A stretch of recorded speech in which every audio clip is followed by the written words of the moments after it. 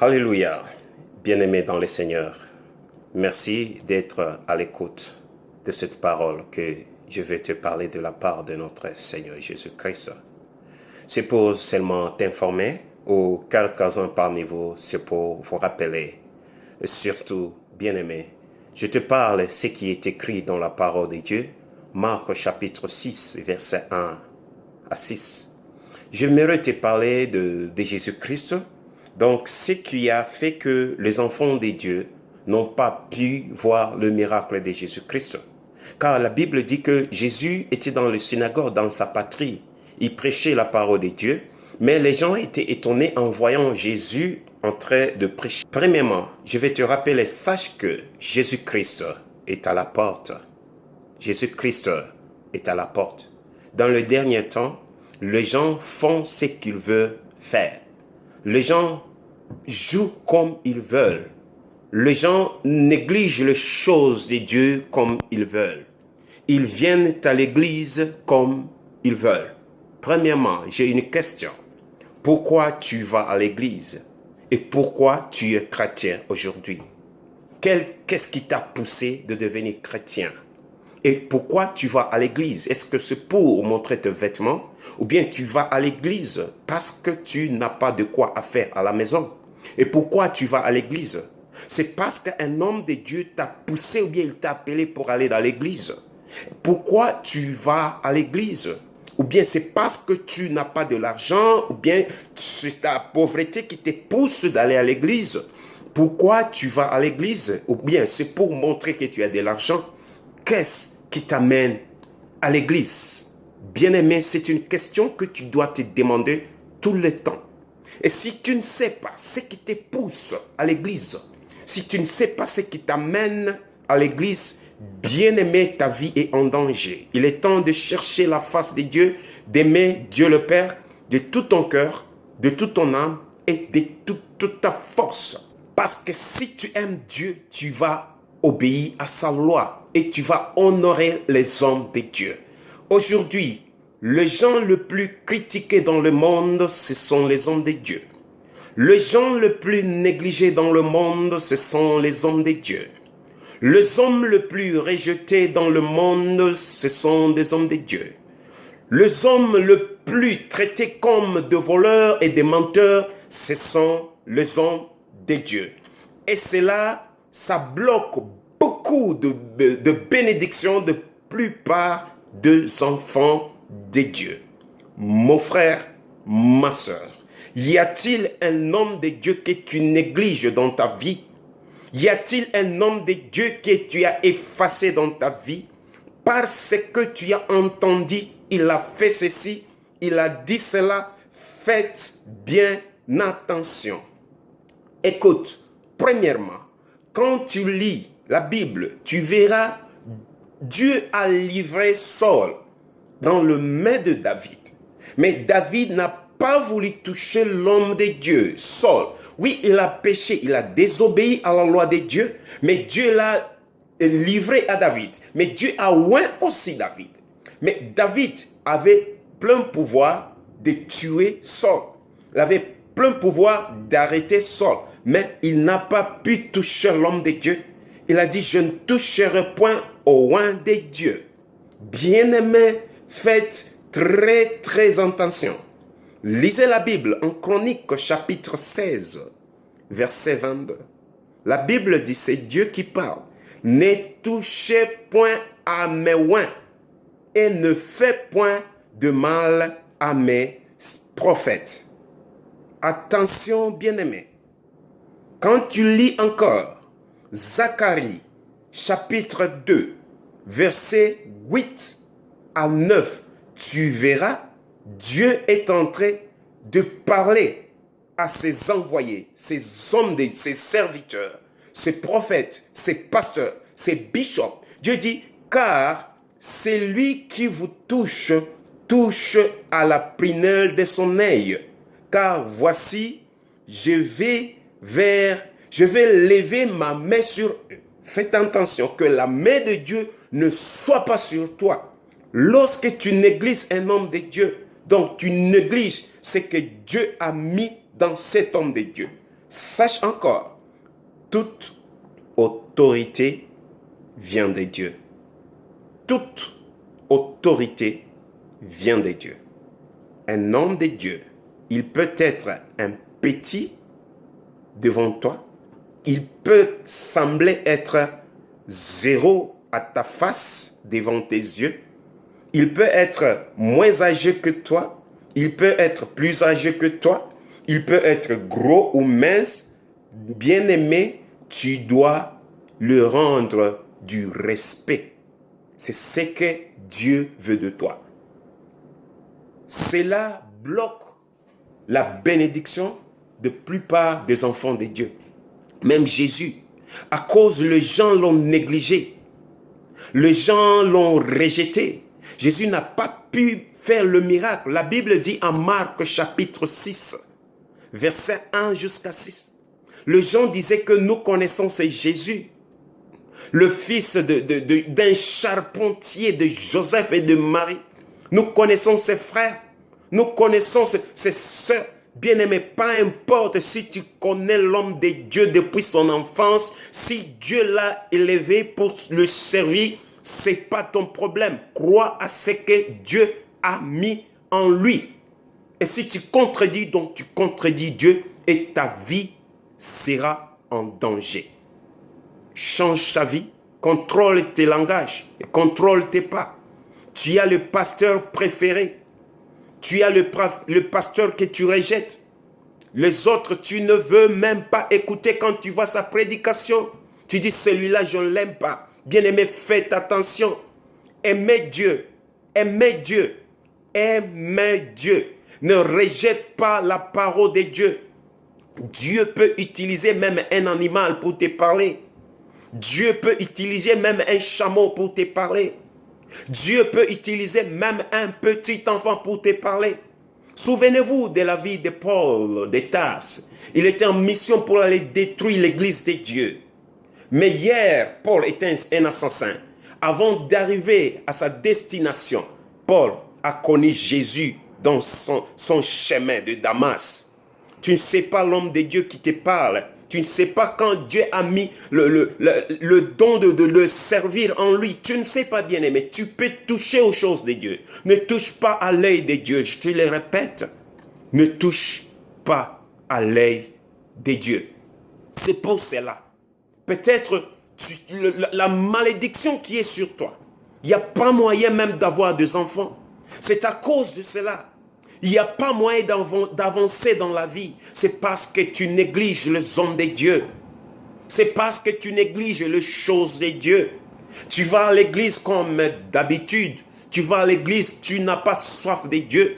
Et si tu trouves à l'église, il y a un homme de Dieu qui te parle et tu dis, celui-là, je ne veux pas l'écouter. Non, tu ne veux pas Dieu si tu ne veux pas écouter celui qui te parle. Bien-aimé dans le Seigneur, nous sommes dans le temps de la fin. Et le temps de la fin, nous devons nous contrôler tous. Vous négligez les hommes de Dieu en disant qu'il n'est pas mon pasteur. Vous négligez les hommes de Dieu. Vous dites qu'il n'est pas de mon église. Vous négligez les hommes de Dieu et tu bloques tes miracles. Tu bloques tes bénédictions. Tes enfants n'avancent pas. C'est à cause de la malédiction qui est sur toi. Réponds-toi et tu verras la main de Dieu. Réponds-toi et tu vivras. Réponds-toi. Vous accusez les hommes de Dieu être le menteur. Vous accusez les hommes de Dieu être voleurs. Attention, attention. Bien-aimés, ce n'est pas parce que je veux encourager les hommes de Dieu. Ce n'est pas parce que je les encourage d'avancer dans leur méchanceté. Écoute ceci, homme de Dieu. Si Dieu t'a appelé pour le servir, il ne t'a pas appelé pour témoigner des fausses témoignages. Si Dieu t'a appelé à le servir, fais son œuvre de tout ton cœur. Abandonne ce que tu fais. Abandonne l'impudicité.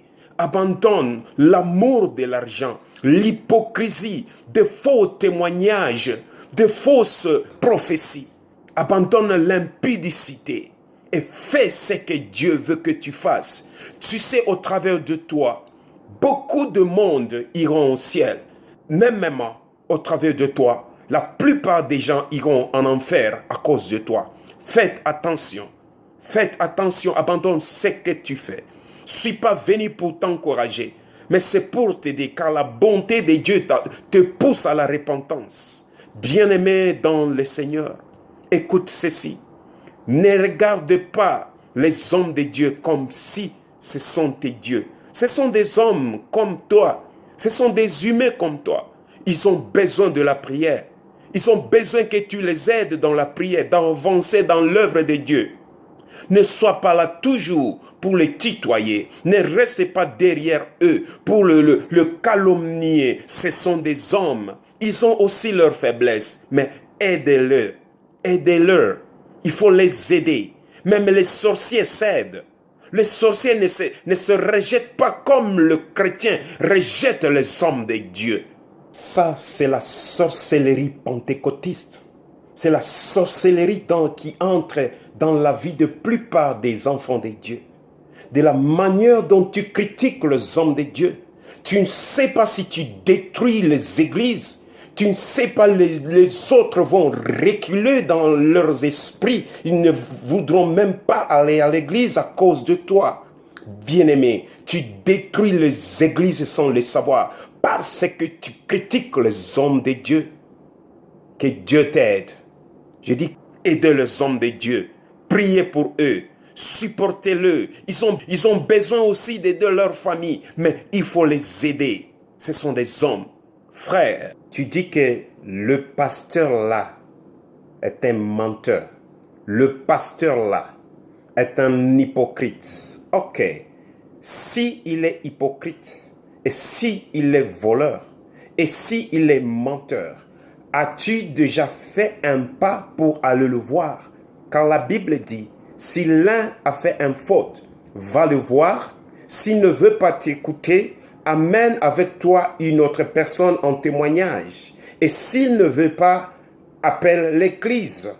Est-ce que tu as déjà fait un pas pour aller voir le pasteur? Et deuxièmement, s'il est voleur, s'il est menteur, et s'il est orgueilleux, tu passes le temps en train de le critiquer, tu passes ton temps pour l'injurier, au lieu d'aller prier pour lui. Est-ce que tu gênes pour les pasteurs? C'est toi qui dis que tu connais Dieu. Tu dis que toi tu es parfait. Tu dis que l'homme là ne mérite pas. Mais toi, tu dis que tu mérites. Et si lui ne mérite pas, passe ton temps à prier pour eux.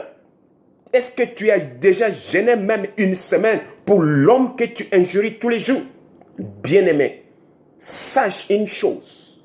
Le jugement de Dieu sera très, très dur.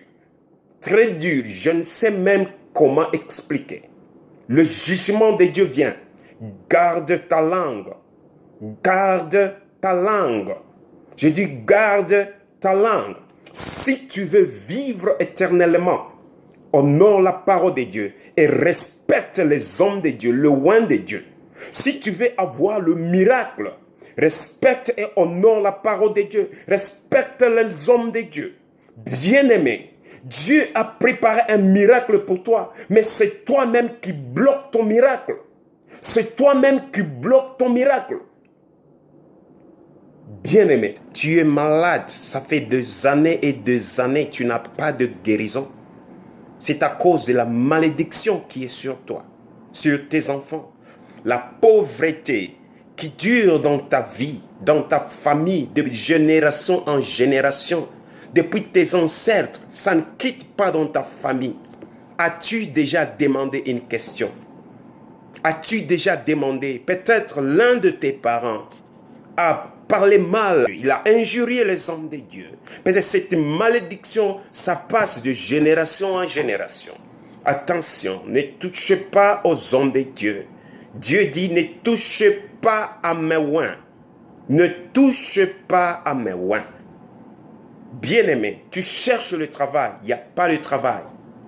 C'est parce que tu as injurié, tu as tutoyé les hommes de Dieu. Tu cherches le mariage, il n'y a pas le mariage. Pourquoi? C'est à cause que tu as rejeté les hommes de Dieu. Ce sont les yeux de Dieu. Dieu les utilise quand il veut. Faites attention, bien-aimés. Dieu veut te bénir. Au nom de Jésus. Écoute mon frère. Laisse Dieu seul jugera l'homme que tu as ingéré. Dieu ne t'a pas choisi comme un juge. Il y a un seul juge. Laisse Dieu le juger lui-même. Tu n'es pas un juge. N'oublie, la Bible dit que de la mesure dont vous mesurez, l'on vous mesurera aussi. Et du jugement dont vous jugez, vous serez jugés de la même sorte. Faites très attention. Laissez les choses de Dieu. Lui-même, il est le maître. Si c'est un faux pasteur, tu n'es pas le juge. Dieu les jugera lui-même. Fais ta part de l'aimer. Fais ta part de prier pour lui. La Bible dit, aimez vos ennemis. Si le pasteur est comme ton ennemi, la Bible dit d'aimer vos ennemis, de prier pour ceux qui vous persécutent. Qu'est-ce que tu fais, bien-aimé? Attention, Dieu t'aime. C'est pour cela, il a mis cette parole en moi pour le partager avec vous. Et si tu aimes Dieu réellement, ce message, tu vas le partager à tout homme de Dieu, à tout chrétien, à tout païen, à tout musulman. Et tu verras la main de Dieu. Nous voulons que le ciel soit rempli et non pas l'enfer. Que le ciel soit rempli en partageant ce message. Que Dieu te bénisse au nom de Jésus-Christ de Nazareth, le roi des rois, le Seigneur des seigneurs, the Lord of lords, the King of kings, Almighty God, Jéhovah Rapha, Jéhovah Nissi, le lion de la tribu de Juda, le rejeton de David, l'agneau immolé de Dieu, le rejeton de David, la pierre rejetée par le bâtisseur. Et aujourd'hui, il est devenu la principale pierre de l'angle, l'étoile brillante du matin, la parole de Dieu, la vie éternelle, la parole vivante, le pain de vie, l'eau de la vie éternelle, le souffle de vie, la grâce de Dieu. Jésus-Christ, le sauveur du monde, il est plus que même Mohammed, il est plus que même Abraham, il est plus que même Moses, il est plus que même le prophète. C'est celui que je suis venu te parler et c'est celui qui m'a poussé de t'amener cette parole. Merci Seigneur Jésus. Nous te bénissons Jésus au nom de Jésus-Christ. Nous avons ainsi prié, dites avec moi. Amen. Bien-aimé, merci, merci. Aussi ne me rejette pas, je suis ton frère. Je t'aime dans l'amour de Jésus-Christ. Je suis ton ami, je suis ton frère, je suis ton pasteur. Amen. Sois béni. Restez toujours connectés avec Jésus-Christ de Nazareth, le Fils de Dieu.